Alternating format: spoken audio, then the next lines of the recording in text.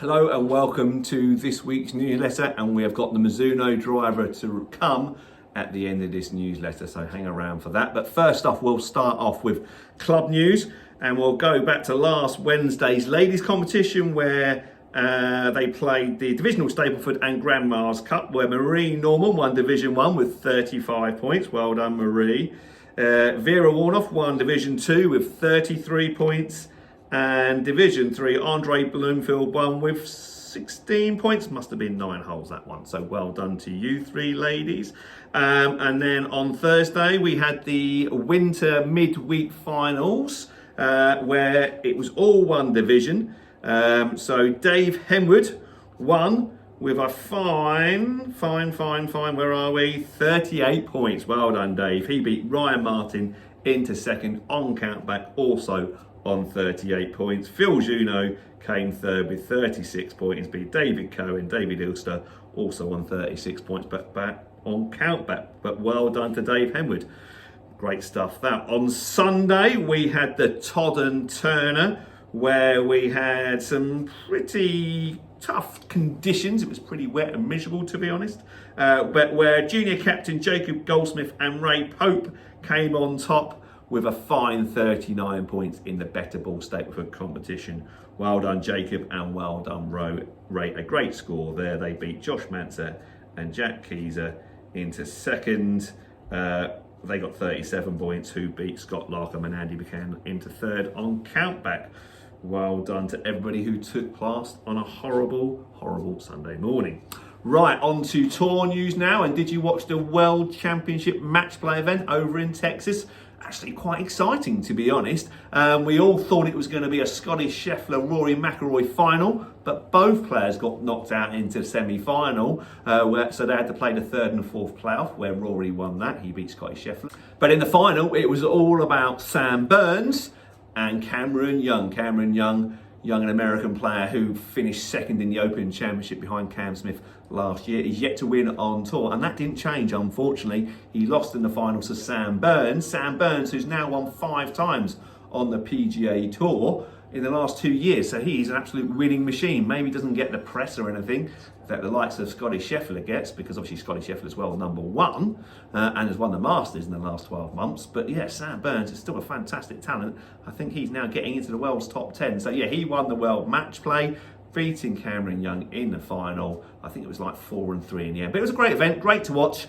Yeah, it can be a bit long-winded because there's not much going on in between shots, because you've only got 2 matches out on the golf course on that final day, so the coverage is a bit stop and start, but I actually really enjoyed it. So yeah, shame that event is going away for next year. Let's hope they bring it back for 2025.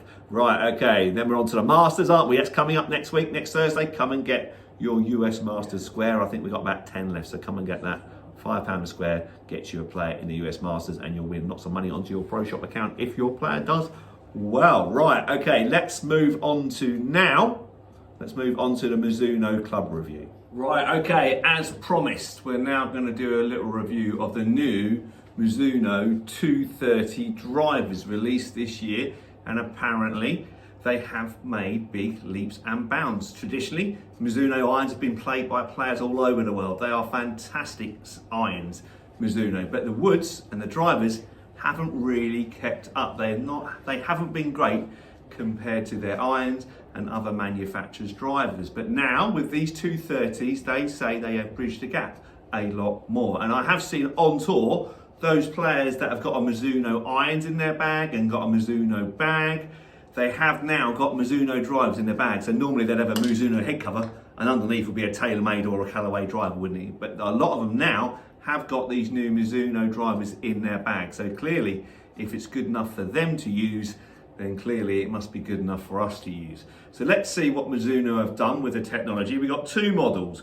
We've got the STX, which is the higher spinning, more draw biased one, which is for the majority of golfers. And then we've got the STZ, which is the lowest spinning, neutral bias driver for the better player. I shall be trying this one out in a minute compared to my Callaway Paradigm, the triple diamond, which I am starting to hit really well now, by the way. Those that have played with me did see that I haven't hit it that well recently, but I have done a lot of practice with it and I am starting to hit the triple diamond very well. So that's the Paradigm. Right, let's first of all, let's see what Mizuno have got to say about their drivers.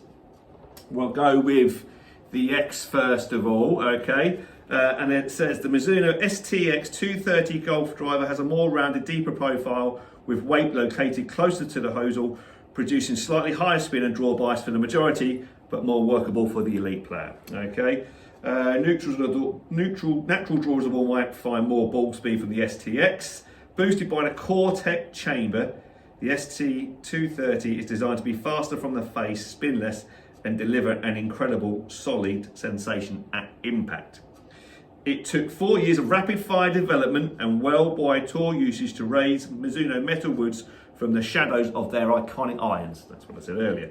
Now, after multiple developments of stability, sound and spin, Mizuno have added exceptional ball speeds to their performance equation, introducing the Core-Tech chamber. Mizuno's Core-Tech chamber encases a stainless steel weight with elastomeric TPU, taking the stress from the club face and creating an additional source of energy. At the same time, locating weight closer to the club face to reduce spin while contributing to a more solid, powerful sensation at impact. The Ford SAT 2041 better tie face is more resilient than commonly used 6/4 tie with more complex multi-thickness design made possible by Mizuno's Core-Tech chamber. A unified sole composite consists of a carbon sole plate, now a single piece to allow a push to the extreme for overall stability.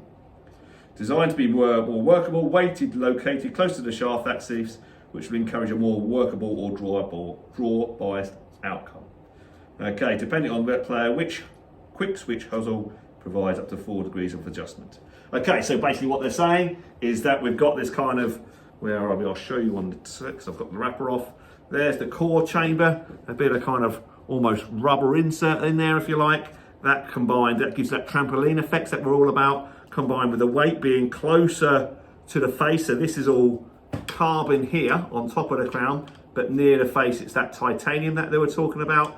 So the weight of the head is pushed forwards closer to the face, producing a lot more MOI and therefore reducing ball speed, but thanks to that, reducing backspin, but thanks to that core chamber, producing more elasticity and therefore getting that spring-like effect, obviously keeping it in regulation. So it's all about the lower spin, faster ball speeds for Mizuno, which we know produces the longer golf shot. Okay, the Z, like I say, the Z1 is for the lower handicapper, for the elite player, if you like, lower spinning, more neutral club face. The draw bias one, obviously for those that fade the ball, or a higher spinning one for those that fade the ball to get the ball in the air to get it carrying further. Okay, the technology is the same as both. It's just where they've weighted at the back of the golf club. This one here on the X is a lot more closer to the heel and therefore will slow the heel down, encouraging the toe to close quicker and therefore reducing the fade. The Z is at the back there, okay? So like I said, I've got the Z. Let's see how it performs. I've got a Cayley 60 gram stiff shaft, which is very similar to the shaft I use in my Paradigm. So let's give it a go, let's see how it performs. I'm not expecting it to go as far as my Paradigm because the triple diamond that I got is a real low launch, low spinning head on it. Quite unforgiving to be honest, that's why I struggled with it to start off with. So I'm maybe not expecting this to go as far, but if it gets within 10 yards, we'd be pretty much happy with that, to be honest, yeah, because it is going to be a little bit more forgiving than my triple diamond. That's why I struggled to start off with it, yeah. So let's have a go and let's see the numbers. So first things first, it does look very nice over the ball. That carbon kind of crown to it does look really, really, really nice, and I quite like the shape on it as well. Have a little practice swing. Feels very nice. Let's see if I strike one, what it feels like, what it sounds like.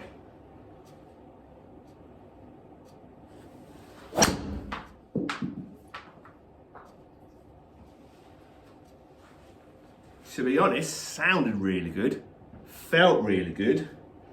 Distance was maybe a little bit low, but that's something to work with. Let's hit a few more and find out.